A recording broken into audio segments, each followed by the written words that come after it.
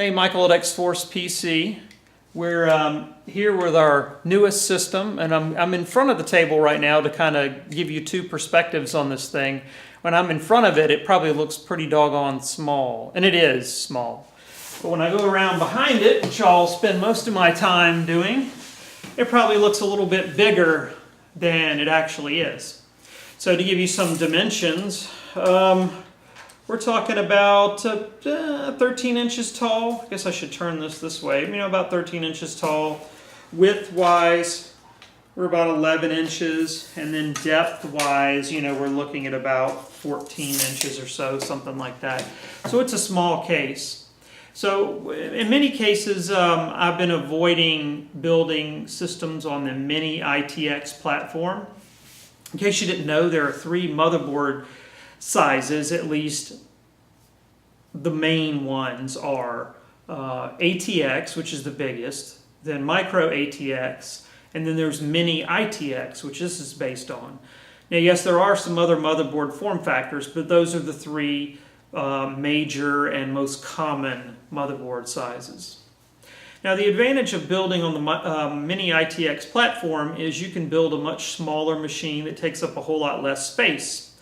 And that's exactly what we've done here. So this system isn't necessarily any less expensive because it's smaller. In fact, it may make it cost a little bit more because everything's smaller, but not a lot more.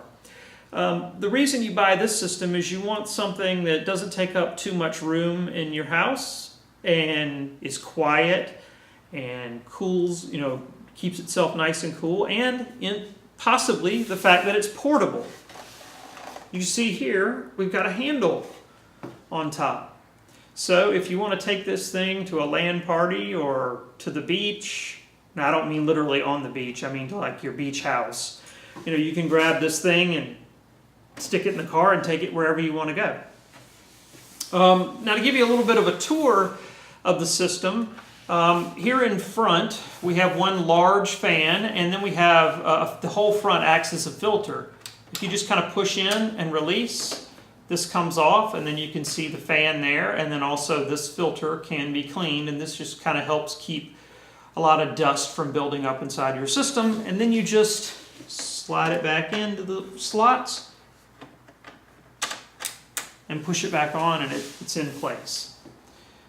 Also here on the front we have the front controls, which are backlit, which is kind of nice. We have a power button, and then the headphone and the microphone jacks are backlit, which is kind of nice. So if it's dark, you can tell which one is which. We have a fan speed switch, high, medium, and low. I would probably recommend just leave it on medium most of the time, but there is this, the ability to adjust the speed if you so desire.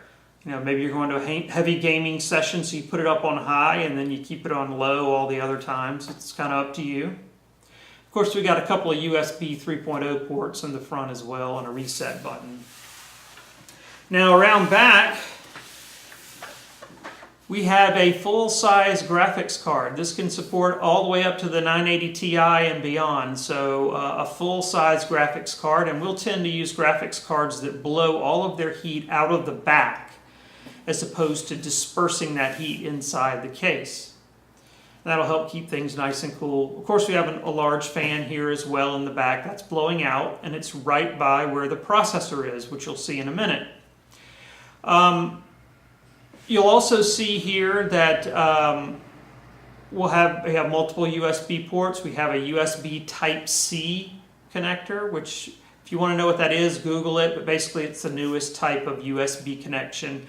And its biggest advantage is the fact that it doesn't have a direction. You can put it in this way or you can put it in this way. You don't have to look at the end of the cable and make sure you plug it in the right direction. And there's some other benefits as well, which I won't go into at this moment.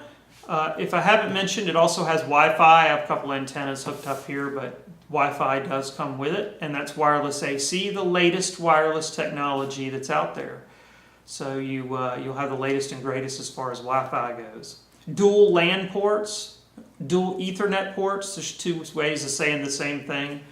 I don't know that you ever need two LAN ports, but they're there. And so if you need them, they're there. Now, if you want to get into this thing, it's kind of cool. You just grab right here and pull these two sides off, and voila, you're inside.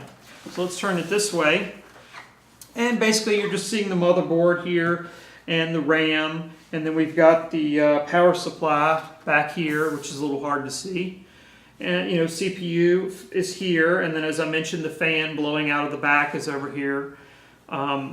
So that any heat that comes off of the CPU just goes straight out of the back. There's this nifty little light that comes on in here. If you wanted to kind of light up things, it can be toggled off and on, but it'll kind of light up the inside so you can admire your PC if you so desire.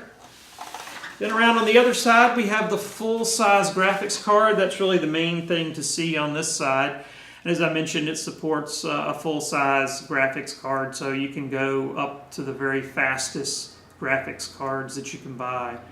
And if you do so, we recommend buying the kind that exhaust all of the heat out of the back, just to avoid putting all that heat inside the case.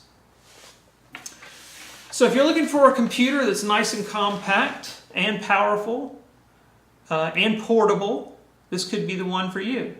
Supports the latest i7 processors, supports up to 32 gigs of RAM, supports a full-size graphics card, and it actually has two 2.5-inch drive bays and two 3.5-inch drive bays inside if you wanted to put an additional SSD or a spinning hard drive, like a 2 or 3, 4 or 5 terabyte, spinning hard disk. You could put that in there.